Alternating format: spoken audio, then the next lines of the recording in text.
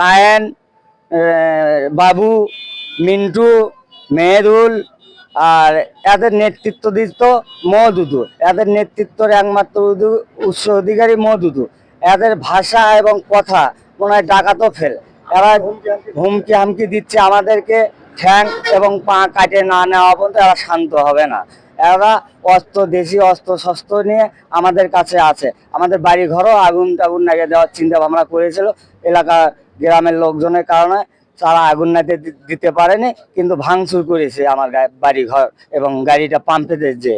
ছোট বাচ্চাদের খেলাধুলো কেন্দ্র করে ছোট একটা দর ঝামেলা মারামারি বাজে ওদের। এই মারামারি কেন্দ্র করে ওরা বড় মানুষ আমাদেরকে ধাওয়া পাল্টা মারামারি করার জন্য অনেক লোক আসে আমাদের বাড়ি ভাঙচুর করে। পাম্পে আমার গাড়ি ছিল, গাড়িটা ভাঙচুর করছে।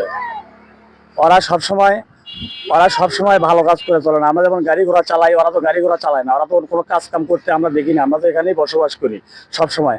ওরা তো শুধু মাদক দ্রব্য বেচা কেনা নিয়ে বা সেবন করা নিয়ে ওরা ব্যস্ত থাকে সবসময়। আমি আশা করি যেন আমার এই গাড়িটাতে ভাঙছে, আমি আর সুস্থ বিচার চাই।